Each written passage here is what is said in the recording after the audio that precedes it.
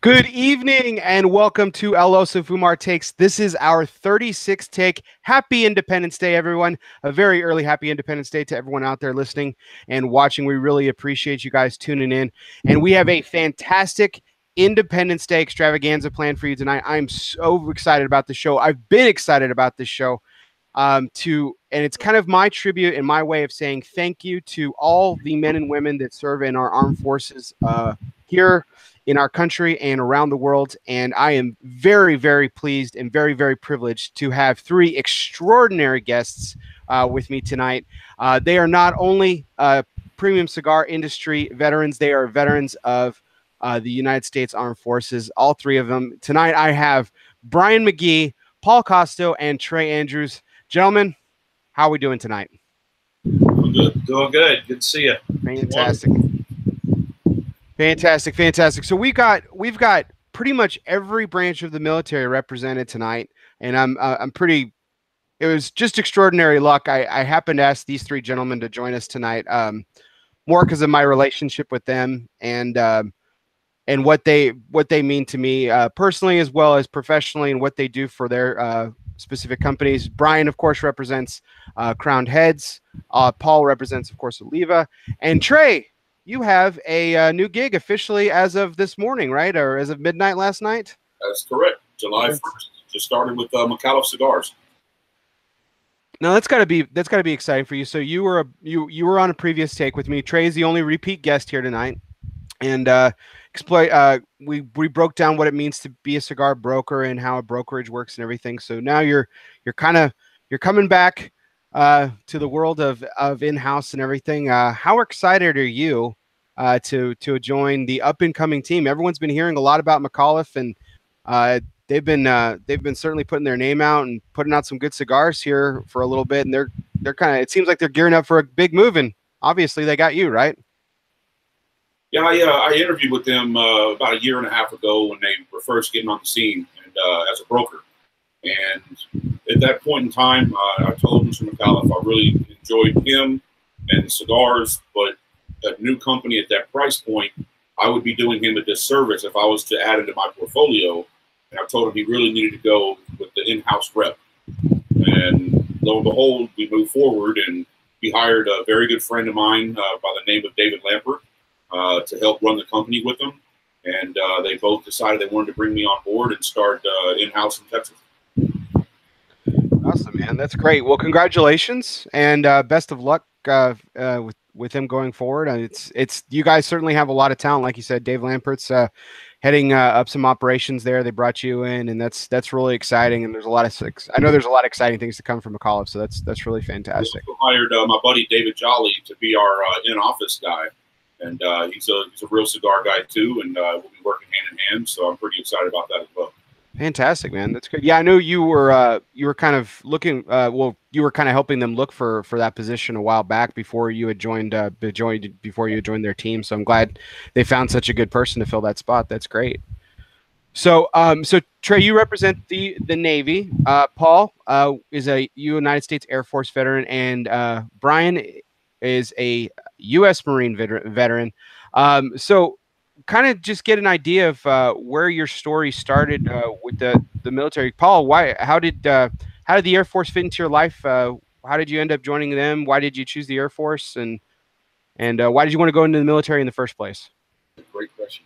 Great question. Let's see if I can answer, do it justice. I came from a military family. My grandfather was in the Army, World War II. My father was a Korean War veteran in the Army. And both my brothers, they were in the Navy, two older brothers. And college really wasn't my thing. Didn't feel that I'd excel there, so I kind of followed their footsteps and joined the Air Force right out of high school. That's great. And so did you go in with the idea that you might make a career of it, or you were just looking for more educational opportunities? Like, where did you see it kind of going for you? You know, the thought was always there that I'd make a career out of it. You know, I did 11 years. I was at that point where I needed to make a decision, either, you know, shit or get off the pot pretty much. And I'd had a bunch of knee surgeries when I was in, and it was pretty much at that point it was decided I'd get out and try life as a civilian. Awesome. Well, that's really great. I think what's really cool for me personally too with the Air Force, my two brothers-in-law, in fact, my oldest brother-in-law just retired from the U.S. Air Force, and then my younger brother-in-law is in the Air Force currently right now as well. And all my in-laws, my father-in-law, my mother-in-law, and my stepmother-in-law all served as well. My father served in the Army and as well. So that's it's kind of in my background too. But I elected not to serve. But I certainly, my father raised me to have great admiration for all servicemen and women. So this show really it means a lot to me personally, and guys. And again, I can't thank you enough for kind of joining us and kicking back and having some good time and talking about the correlation between the industry and being a veteran as well and serving our country.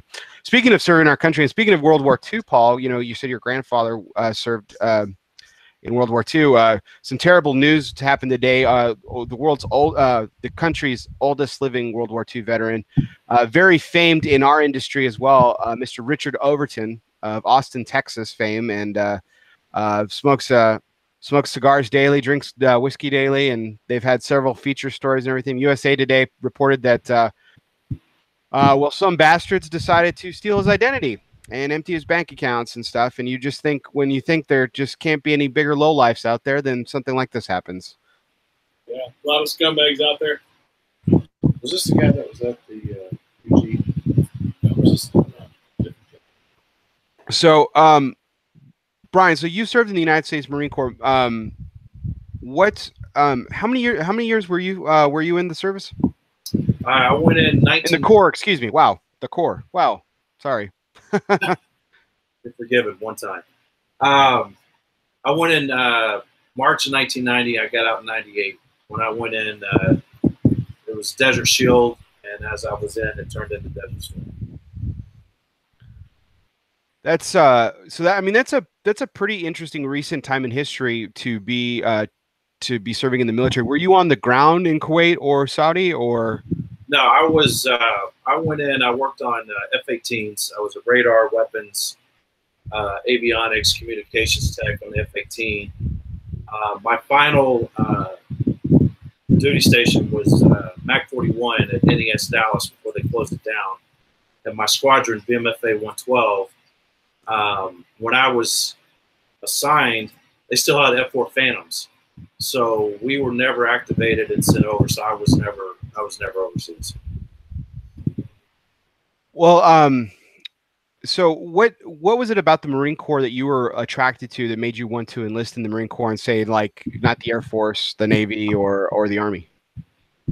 Well, actually, I've got a history in the Marine Corps in my family that goes back to 1905. My great-grandfather, Private James McGee, spent 20 years in the Corps and retired a private, if that tells you anything.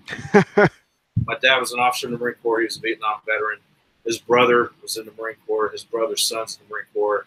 So I've got my great-grandfather. I have his original handwritten orders for when he initially went into the Marine Corps. So it's kind of like Paul. I come from a military family, and I really had no choice. It was good for the Marine Corps or nothing. It's really cool to kind of have that lineage and everything. And guys, we've been sitting here for 10 minutes, and I was promised that you guys would be poking fun at Paul by this time, and no one's cracked an Air Force joke this entire time. So I'm really proud of you guys. It's coming. Okay. Oh, that's why they didn't get in the Air Force. Yeah. Thanks. So when I had Trey on a previous take, we talked a little bit about this question, but I'll ask Paul and I'll ask you, Brian. What do you think it is? Because you guys are certainly not outliers. There are a lot of armed forces veterans in the cigar industry. You know, just a couple that spring to mind off the top of my head: Steve Saka, Matt Booth. And even I believe Sam Lucia too. Brian, you would know that, correct? Manolo was in the Army. Yeah, that's right. Juan Perez was in the Marine Corps. There's John Allen was in the Navy. There's a lot of veterans in this industry. What is it about the industry that you think is so attractive to veterans, and if was that reason applicable to you personally, or you just think it? What do you think it is, Brian? Well, maybe not at first. It wasn't, but you know, kind of like serving the military. It's a brotherhood. It's like a fraternity, and the cigar industry is so small, and everybody kind of knows everyone, and it's like a family. It's like a brotherhood. So there's definitely parallels there. You know, what about you? The camaraderie that you got in the military and the civilian sector, and this is probably the closest that I've had since I've been out, is the camaraderie that we have with our reps and with some of our retailers, and it's very similar to the camaraderie that we had in the military. You know, I've gotten asked that a lot from people who don't live in this area, and you know, people who are familiar with the industry, and like you said, this is a very small industry. Everybody knows of everybody, and so whether or not you live in North Dakota, more than likely you've heard of Paul Costo or Brian McGee or Trey Andrews and the cigar companies they represent, even though you're not necessarily in their territory, just because this is a very small industry and stuff. And you know, I've gotten asked by people that I know outside of this area. They're like, "What's up with the Texas cigar reps? Like they're like it's like they're not even they're not even competitors. They're all buddy." And I was like, "They are." And I was like, "I don't know what it is like that where you are, but that's what it is around here." I'm like, not to say that everybody loves everybody, but but for a large portion and a significant portion, all of you guys get along. I see, you know, there's constant times of social media where you guys are just all happen to be at the same shop, just hanging out, doing your job, obviously, but you guys support each other's events. I mean, it's, you know, I mean, that's got to be the camaraderie you're talking about, right? That's exactly it.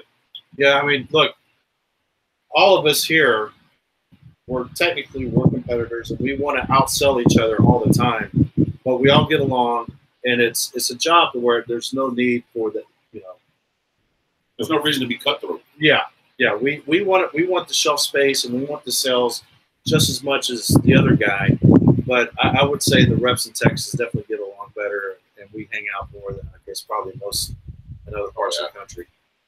And we're not going to stab each other in the back. We got each other's backs. Like when a new store comes open, we're going to tell the other guy, you know, or maybe someone that, you know, doesn't have that kind of camaraderie. They're going to try to go in and get all theirs first, you know, and not tell the other guy there's a new shop. So, you know, we're competitors, but we're friends at the end of the day. That's important. And in some cases, not necessarily all, but in some cases, you guys are also representing like different niches within the industry. You know, I mean, there are, you know, like, well, you know, just off the top of my head, like Oliva, Paul, for example, has such a host of different items in their portfolio. You're really not a direct competitor with anyone specifically. You're not necessarily going after like a niche market or anything like that, because you have something to offer everybody. And the same could be said, relatively speaking, about crowned heads and stuff. So and overall, you know, when there's enough water at the trough, so to speak. Right. And it's really, I think it's really good for business.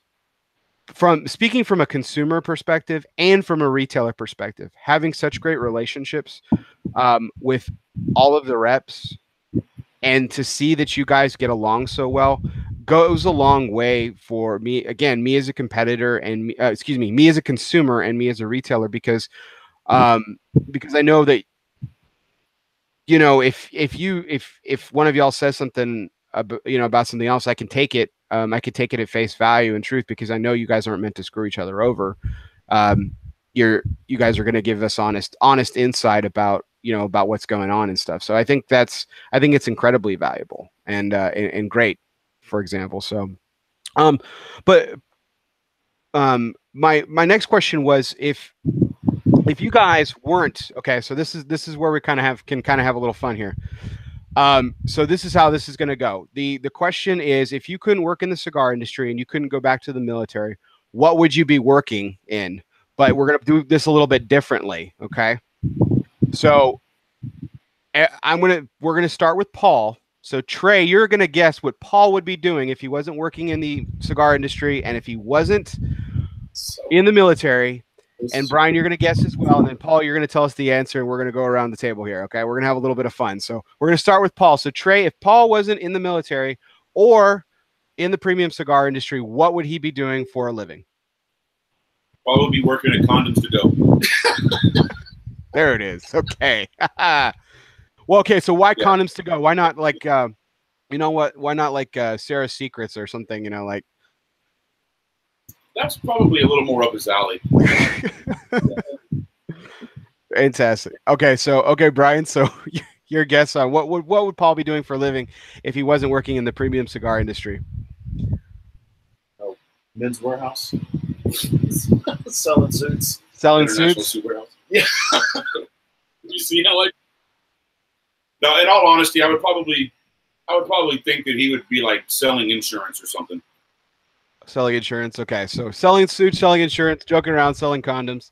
So he'd be selling something. So you're saying he's a salesman at heart. Okay, so Paul, here it is, moment of truth. What would you be doing if you weren't working in the military? If you were not in the military, and if you weren't working in the premium cigar industry? If I wasn't, I think I would open my own Italian food place. Italian food. Okay, all right. Why Italian food? Well, I love Italian food. I'm from New York. I'm Italian, so from Houston, Texas. From Houston. Oh, see that joke. The truth comes out. Steve Parker is pissed. So when you say you're, oh yeah, I mean like. So, okay, so let me get this straight. You're from New York, but apparently you're from Texas. I hear whispering over there, but you root for Oklahoma. So I'm so confused right now. Boston Red Sox and Miami Dolphins. The San Antonio Spurs. I'm my own person. I vote for who I like. But you might be an idiot. Fair enough. Okay, so we're gonna move on to Trey now. So so Paul, you get to turn the tables on. So if Trey wasn't working in the premium cigar industry, he wasn't in the military, what would Trey be doing for a living? Truck driver. Seeing America 1 mile at a time. Not on a plane, right? Not on a plane. So truck driver. Okay. Well, Paul, you have a guess? He'd probably be a stunt double for little people. We don't like being called ninjas. He is the foreman of the Lollipop Guild. Get it because I'm short. Yeah, I got it. Can you see? I mean, dude, you'd be one badass munchkin though, dude. All tatted up and everything. I mean, you gotta admit, man. I mean, fuck the Witch of the West, man. She wouldn't have gone up against you guys. I mean, if you were there, shit. I mean, come on. All right, Trey. So what would you be doing if you weren't working in the premium cigar industry? I would probably be back in running a medical clinic. I've been in medicine for most of my life, and when Obamacare took over, it kind of ruined kind of what we were doing and what I enjoyed about it. But that's probably what I would go back to doing. Pot doesn't count as So not only would Trey go back in time and not be in the premium cigar industry, he would also repeal Obamacare. Sounds like he could run for political office, man. I mean, fantastic. All right, so let's go over to Brian now. So I have a feeling this is going to be fun. So Trey, we'll go ahead and start with you. So Trey, what if Brian couldn't go back to the military and was not working in the premium cigar industry? What would he be doing for a living? Flip-flop model. Damn, you took mine. It's so wrong. It's so right. For those who don't know, what is your handle on social media there, Brian? On Instagram, what's your handle? Mine? Mm-hmm. At @CH_Bigfoot. Tells you all you need to know about the flip-flop model thing, right? So you're on the spot now. So all right, Paul. Trey took yours, but you got a chance to come up with something. Easy. Yeah. You'd probably do some work in prosthetic devices. Specializing in feet. I was thinking vegan chef, but wow. Oh, damn it! God, you guys are... Man, I was waiting for that. That's why I was like, man, this is gonna be fun. Like professional vegetarian, like lettuce sampler, lettuce farmer. Man, mine was legit. Yeah, yours is total. No, yours was solid. It was good. So, okay, all right, Brian. So Moment of truth. What would you be doing for a living If I could go back to the military, and if I wasn't in the cigar industry, I'd be being a pilot. Yeah. Pilot? Okay. Yeah. License, I'd want to be somehow in the aviation field flying for somebody. And then we'd all be taking the bus. The short bus. The short. So what is it about flying that that's always interested you? You know, so back to when my dad was in the Marine Corps, he was recon, and then right before he got out, he was actually attached to the squadron that I served in. Obviously, way before me, but he flew back seats in the F4s right before he got out of the Marine Corps, and I used to go and watch him take off and land. And I think ever since I was 6 years old, I wanted to fly. So I got my pilot's license a year after I got my driver's license. And then he saw the movie Iron Eagle and everything changed. Oh, yeah. Oh, Iron Eagle and Top Gun changed my life. Because we were inverted. Keeping up foreign relations, right? You know, giving them the bird. You know, the finger. The finger. Yeah, I know the finger, Brian. We could just do the whole movie. That would be a great show. Yeah. Paul, you stink.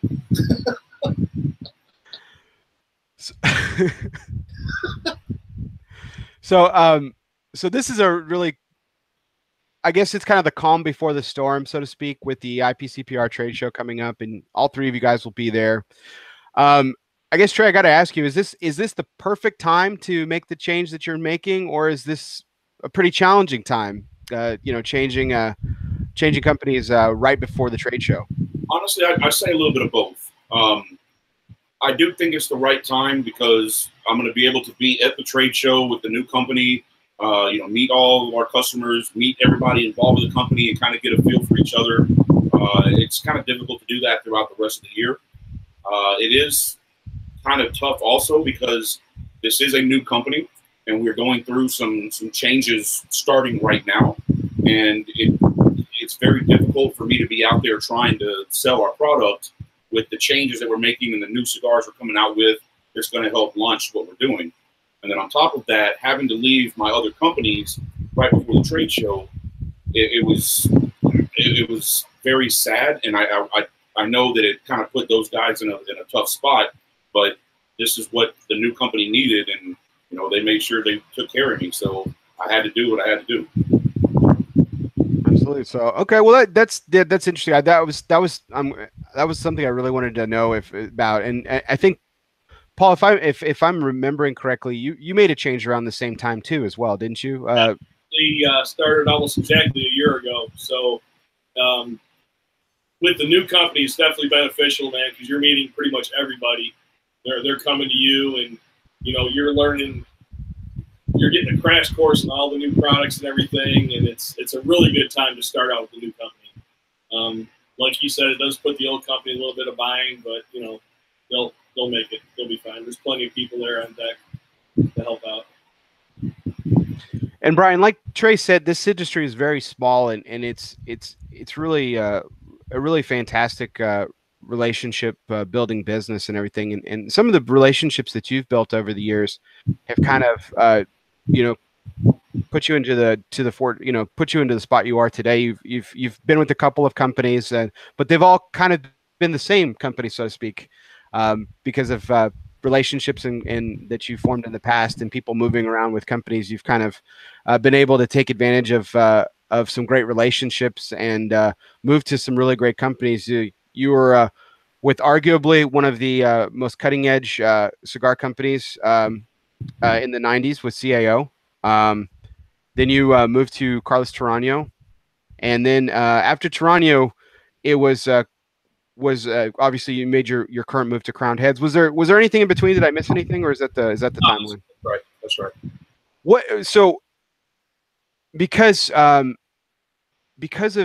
the I guess the really unique nature that I would say that Crowned Heads is, advertising, marketing, that they put in.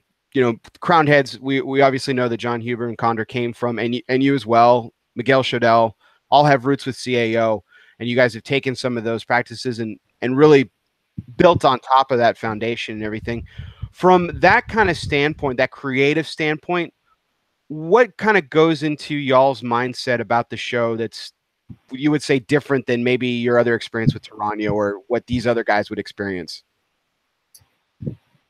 You know, it's kind of the same. The show is, you know, I think Sam Lucia said it best.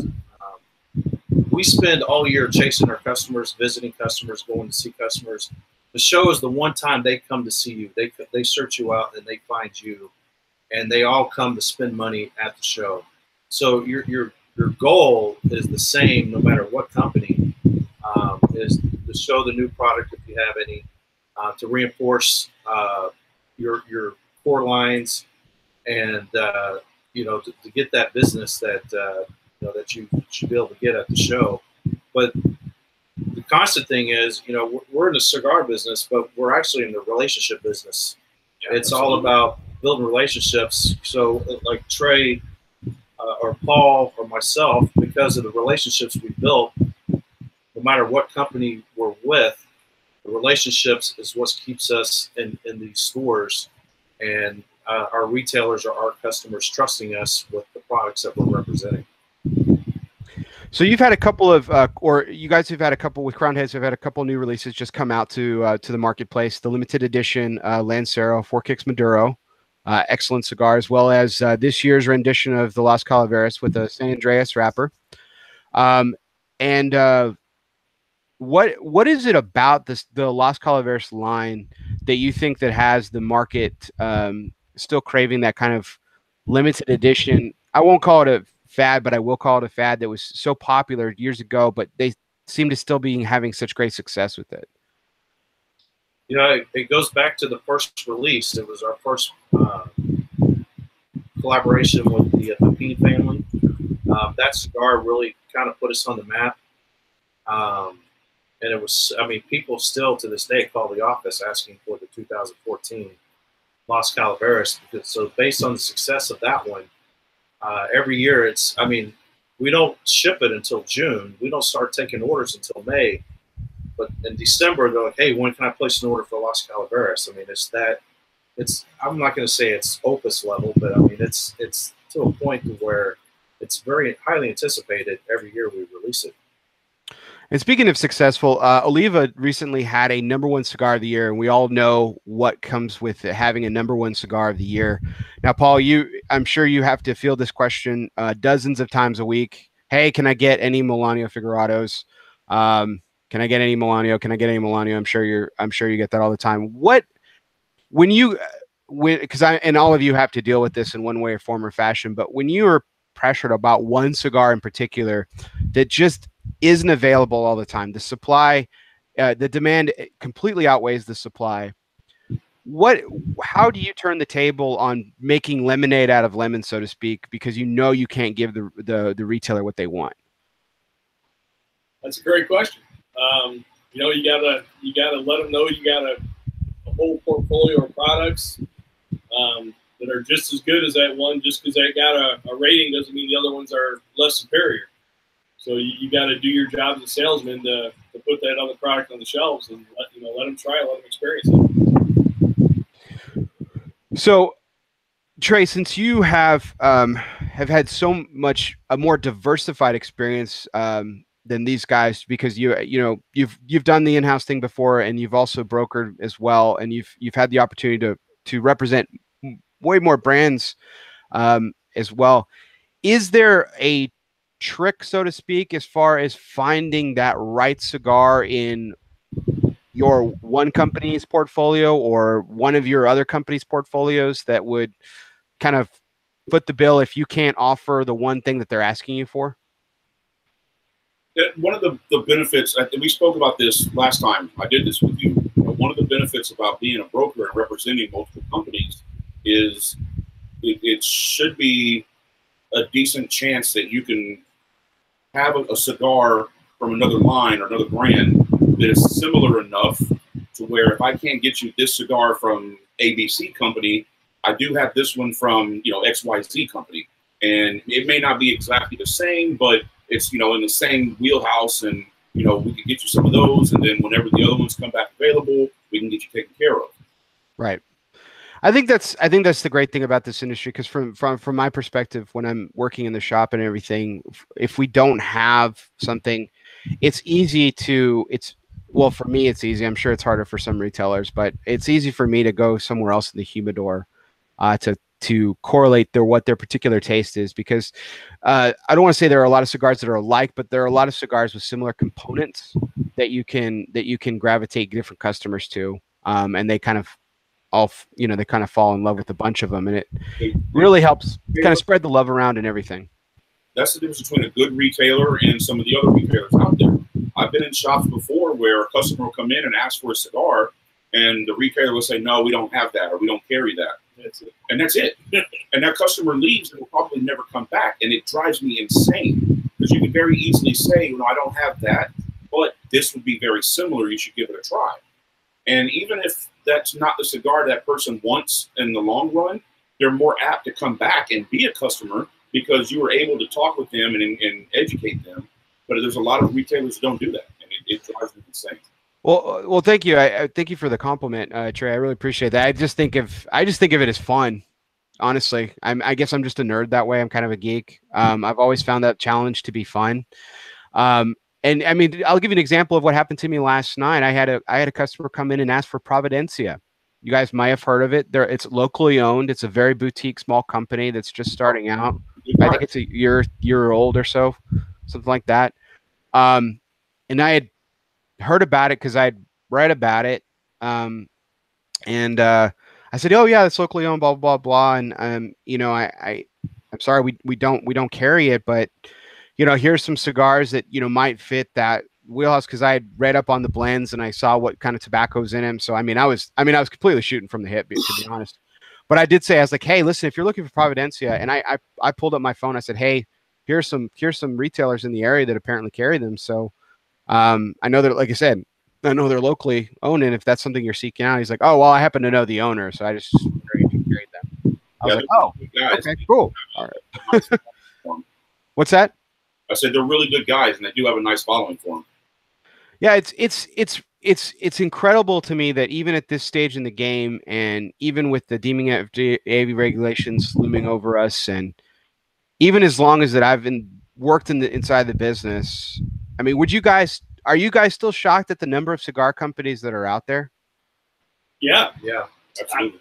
When I first heard of the regulations, I'm like, okay, there's never going to be any more new cigars coming out. It's like every week it seems like there's another limited edition. It's like there's more now than there was before. Everybody's pushing it out. They have to get it out before everything goes into effect. Or regurgitating old stuff. I think the regurgitation thing, I've heard a lot of mixed feelings on that. I'm actually pretty excited about that, because there's a lot of cigars that have been discontinued by some of my favorite brands that, man, if they brought them back, it'd be really exciting. So we're going to have one last fun question before we kind of wrap this up. And so we're not going to name names, because I'm not going to get anyone in trouble tonight. Okay. But we're all salesmen here. Okay. So we all know that this has happened to us one time or another, and we've all represented multiple companies. So it's fine. Well, of course, I'm not going to answer this question. You guys are. I'm the host. So, okay. But you guys have all represented different companies. So no one's going to be able to choose. No one's going to be able to say, oh yeah, this is the cigar they're talking about. So there is a cigar in your head right now that you used to represent or represent now that you just absolutely cannot stand. Let's just, for the sake of argument, we all know it's true. There's a cigar that you has been in your portfolio at one point that you absolutely loathed beyond all imagination. Are any three of you going to disagree with that statement? Nope. That we absolutely loathe? Yeah. At some point, I'm not saying with Crowned Heads, I'm not saying with the again, we're not talking names. At just some point in your career, you had a cigar in your portfolio that you just absolutely did not like. There were cigars that I wouldn't say loathe. I mean, there was some that maybe I wouldn't smoke, but I didn't hate. Okay. Okay, so didn't a strong dislike? Is that fair enough? Is that a fair enough? There you go. All right. Okay. Okay. Loathing, yeah, loathing's a bit strong. I'm a little over dramatic. I'm sorry. Okay, so with that in mind, now that since we are all salesmen here, when a retailer or customer point blank asked you to your face what you thought about that cigar, what did you say to them? What did you say to them? I'm going to leave it up. Were you 100% truthful about like your general opinion of it? Did you put it diplomatically? Did you lie to them? Like, what did y'all say? Well, it's not my palate. Yeah. But I sell a lot of it, and other people really tend to like it. That's the easiest answer for that question, because you're never disparaging it, and you're not telling people that you do like it when in fact you don't, and you're also not telling them that you hate it. Yeah, you say that it doesn't hit. I tell them it doesn't hit my palate, but I always compare it to another brand that maybe it's Cuban-esque. Very Cuban-esque. Like brand X. I'm saying if you sell a lot of this brand, you should be able to sell this cigar because they're very comparable. Even though it doesn't hit my palate, this is how I would sell it. Yeah, case in point, like I sell the Nub Cafes. Brian used to sell the CAO flavors. Yeah. I don't smoke those, but my God, they sell like crazy. Yeah, I would kill to have the Moon Trance again. Paul just broke the rules of the game, man. He named names. Look at this, man. He's got the biggest balls here. He's putting all out on the line.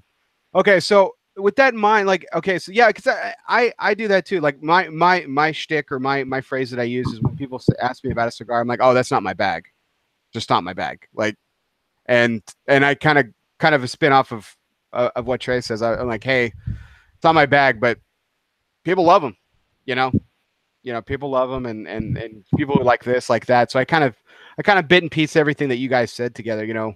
To kind of what Brian said, like, hey, if you like this cigar, you'll like this cigar, etc. So, you know, I think it's an important thing to do when you're representing in this industry, whether it be from a representative standpoint, a retailer standpoint, is that a certain respect needs to be paid to the craftsmanship and the artisanship of making these cigars, and I think a lot of times.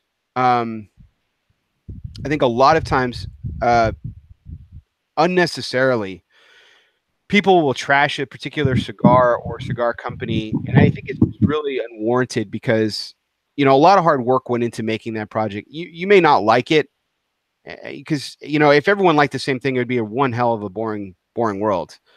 But I think the fact that all four of us work in the industry, and I don't think you guys will mind if I speak for you here, but I think we can all say that we have a tremendous amount of respect for the men and women who work in the industry, crafting these wonderful cigars, the camaraderie that it builds around the community that it builds and everything. And so I find it really, it's probably one of my biggest pet peeves. I mean, pretty far up there to like, hey, where are your Cuban cigars in the humidor, when I get asked that all the time, about when people just absolutely trash, you know, a cigar company or a cigar.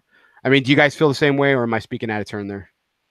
No, I agree. Look, and for us, I mean, if we go into a shop and say, I can't believe you carry that brand, well, it only makes us look bad. It doesn't do any good. There are reps out there to do it. There are reps that do it, but again, Exactly. it doesn't do us any favors for us, if I were to say bad things about Paul or about the brand he represents, it only makes me look worse. It makes you look petty. Yeah, and there's cigars for everybody's palate out there, and if I don't like it, doesn't mean you don't like it. I always tell people, you're the one smoking it, not me. So if you like it, more power to you, man. Enjoy it. Awesome. And if you guys have the time, and if you're up for it, I have one more fun game for us. Do we have time? Are you guys up for it? Yeah. Okay. First, we need to shout out to all the people in Nicaragua that are going through. Yeah, that's what they're going through, man. Speaking of respect to the people that make the cigars. Yeah.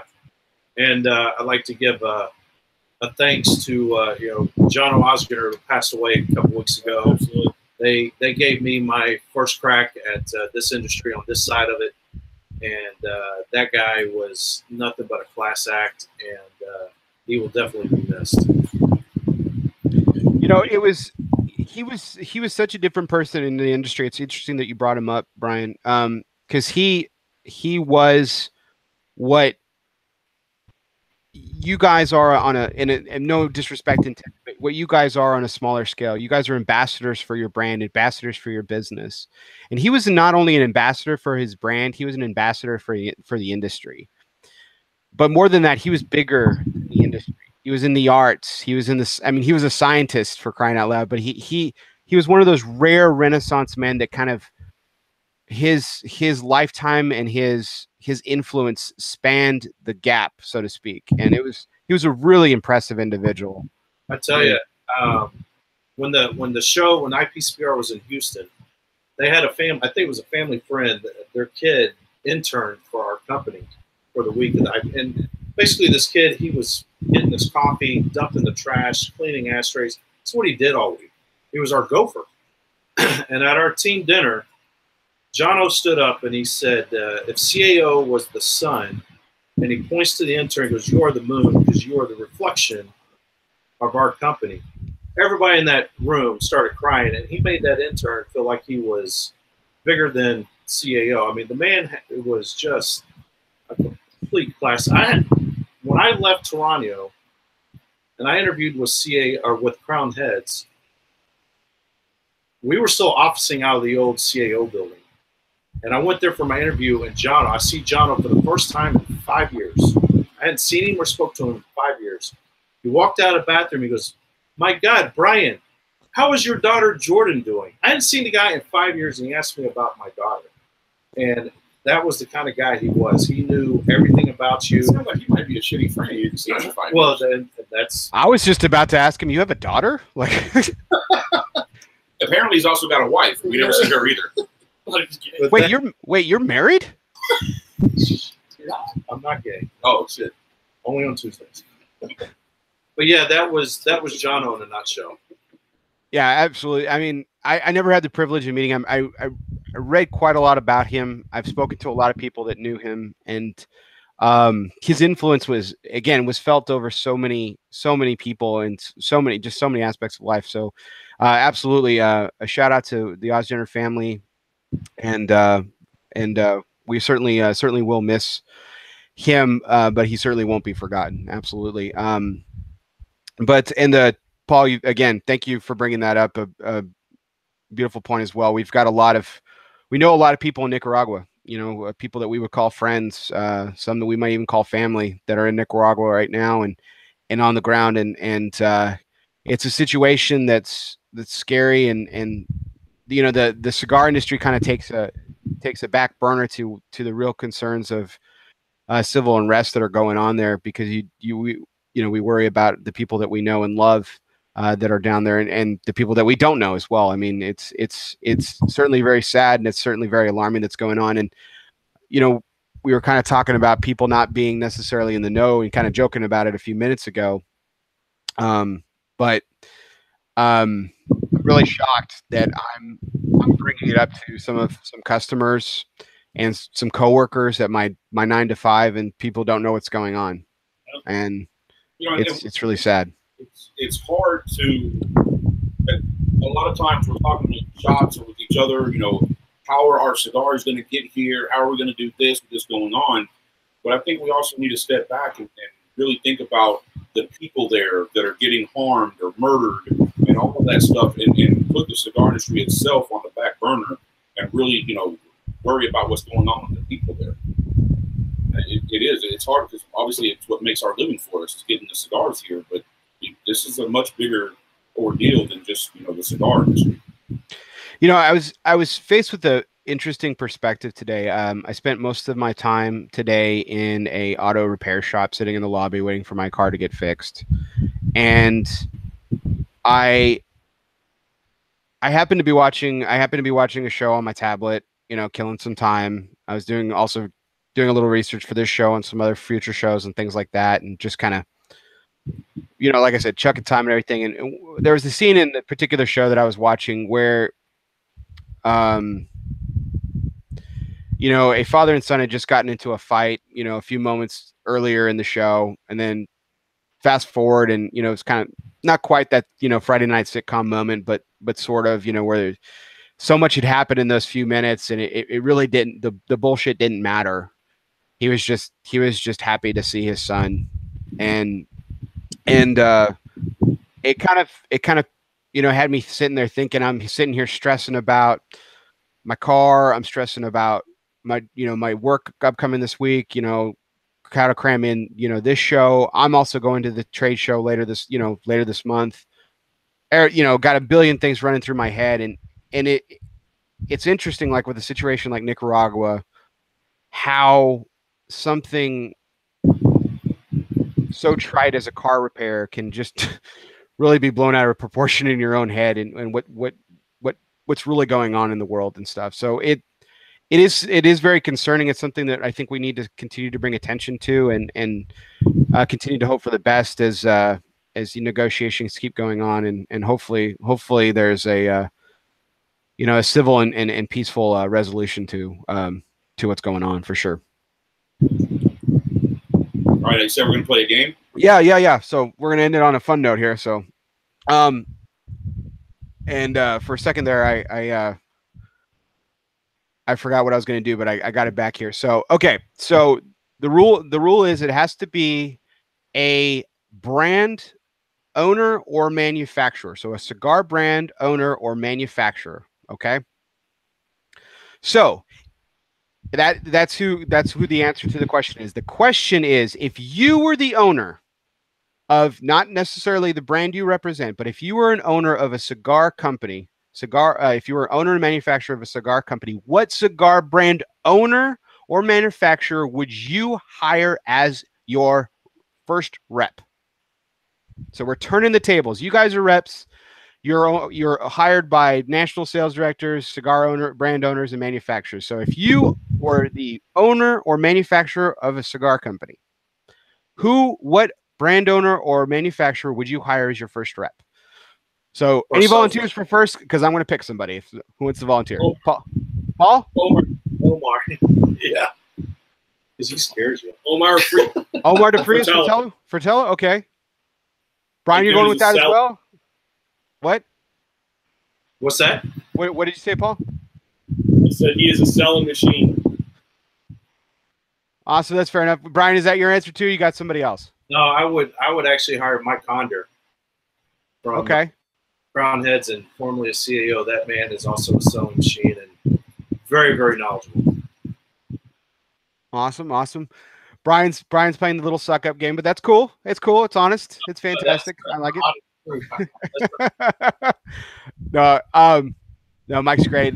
And Omar's great choice too. So far, not who I was expecting. So this is great. This is why I play games like this. This is fun. So Trey, who would you pick? Probably Robert Caldwell. Robert Caldwell. Why would you pick Robert? He's a creative genius. He draws people in similarly to how Omar does, in a different way, but he's very approachable, and people just people are attracted to him. He's got a nice chest. He does have a nice chest, and he would save the company a lot of money on buttons. That's true. I think the first time I met him, I actually wondered if he actually had any buttons on his shirt, if it was out of design or anything. I wasn't quite sure, but I didn't want to stare too long because I didn't want to give him the wrong impression. Right. So. I think he and Juan Lopez shop at the same store. And Tony Bellato's right there with him. Tony Bellato too. But he's in the short store. Yeah. Yeah. Once they get shrunk in the dryer, then he gets it. Awesome, guys. As we're gonna go ahead and we're actually gonna wrap this up. I really, again, thank you so much for joining us tonight. This was absolutely fantastic. It was my honor to host you, all three of you guys, for getting together all at Casa de Costo tonight, and hanging out and smoke some cigars and kick back and celebrate our nation's Independence Day a little cigar industry style, man. We really, really appreciate it. So so we're gonna go ahead and wrap up. Guys, any last words? I'll let you guys have the floor. Yeah, I'd like to say thank you for inviting veterans to do this, and Paul. It was very, very kind of you. And I would actually like, in all honesty, I'd like to thank Paul for having us over here. He cooked dinner tonight. Been hanging out, waiting for this, and it was cool for him to give us a place to get all together and do it. It was, once we paid the cigar tax, we got to eat, and it was all good. Yeah. That's awesome. Fantastic. So, again, everyone out there, thank you so much for tuning in. We had a fantastic evening with you. Hope you enjoyed our Independence Day extravaganza with cigar industry representatives and U.S. Armed Forces veterans Mr. Brian McGee of Crowned Heads, Mr. Paul Costo of Oliva Cigar Company, and Mr. Trey Andrews of Micallef Cigars.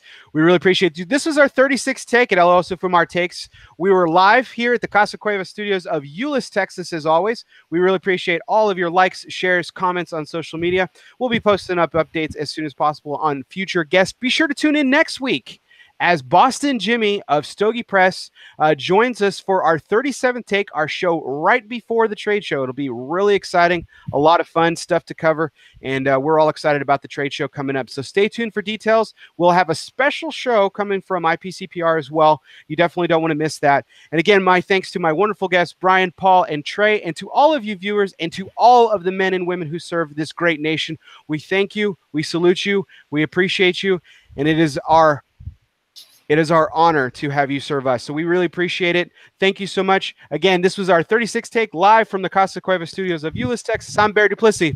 We'll see you next time.